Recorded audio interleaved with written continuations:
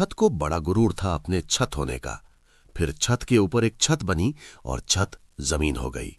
Team India की भी यही कहानी है। हमें बड़ा गुरूर था अपनी बैटिंग लाइनअप पर, लेकिन न्यूजीलैंड की टीम, जिसमें ना रचिन रविंद्र थे, ना विलियमसन थे और ना ही मैट हेनरी थे, उसने इंडिया को इंडिया में पहली बार हरा दिया। 1988 से लगातार हम सीरीज खेल रहे हैं। हर 3-4-5 साल में न्यूजीलैंड आती है, लेकिन इंडिया उसे हराती है। पर यह पहला मौका है जब इंडिया हार गई। 2024 में इंडिया टेस्ट हारी थी, रोहित और विराट की टेस्ट से विदाई हो गई। अब इंडिया वनडे में हार चुकी है और अब बहुत सारे सवाल हैं। सवाल रविंद्र जाडेजा को लेकर है, जमाना गुजर गया रन बनाए हुए और विकेट निकाले हुए। सवाल कुलदीप को लेकर है कि आप इतना रीडेबल कैसे हो गए। मिचेल को लेकर सवाल है कि भाई इंडिया में कब तक मारते रहोगे।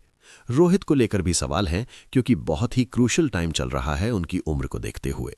अय्यर को लेकर भी सवाल है क्योंकि यहां भी आप नहीं चले और T20 में आपका सिलेक्शन हुआ है, वहां आपने ईशान किशन का पत्ता मजबूत कर दिया क्योंकि वो रीसेंट फॉर्म लेकर आए हैं। सिराज को लेकर सवाल है कि आप विकेट नहीं चटका पा रहे। मतलब अगर हर्षित राणा और विराट कोहली को हटा दिया जाए तो फिलहाल इस टीम में कई सारे कसूरवार लगते हैं जिनकी वजह से हम मैच हार रहे हैं।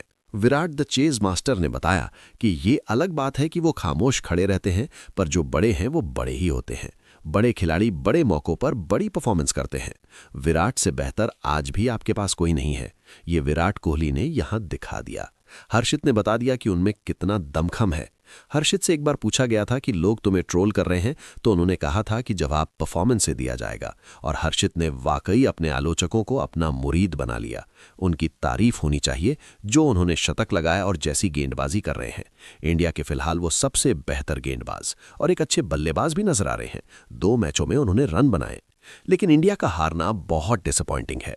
न्यूजीलैंड की ये बी टीम थी जिसने 337 रन ठोक दिए और इंडिया 50 ओवर खेल नहीं पाई।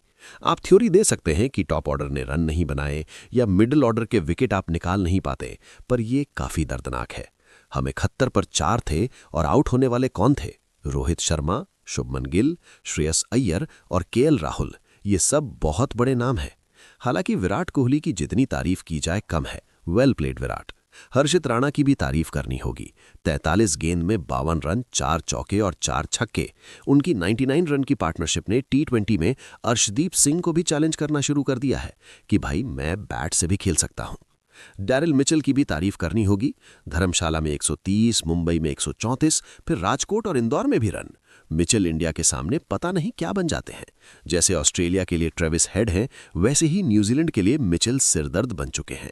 और इसी सिरदर्द का असर है कि जो काम 1988, 95, 99 या 2010, 16, 17 और 23 में नहीं हुआ, वो 2026 में हो गया।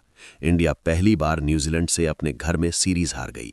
गौतम गंभीर के एरा में अब तक काफी हार हुई हैं। श्रीलंका से हारे, होम टेस्ट सीरीज हारे, 12 साल में पहली बार सीरीज हारे। साउथ अफ्रीका और बॉर्डर गावस्कर में भी हार मिली। शुभमन गिल के पास बतौर कप्तान बहुत बड़ा मौका था, पर वो भी कुछ खास इंपैक्ट नहीं डाल पाए। आधी कप्तानी रोहित ने की, कुछ विराट ने और कुछ बाहर से गंभीर कर रहे थे। ये मैच सिर्फ विराट कोहली के लिए याद रखा जाएगा। उनकी 54वीं वनडे सेंचुरी और 85वीं इंटरनेशनल सेंचुरी। पिछले 9 इनिंग्स में उनकी 4थी सेंचुरी है।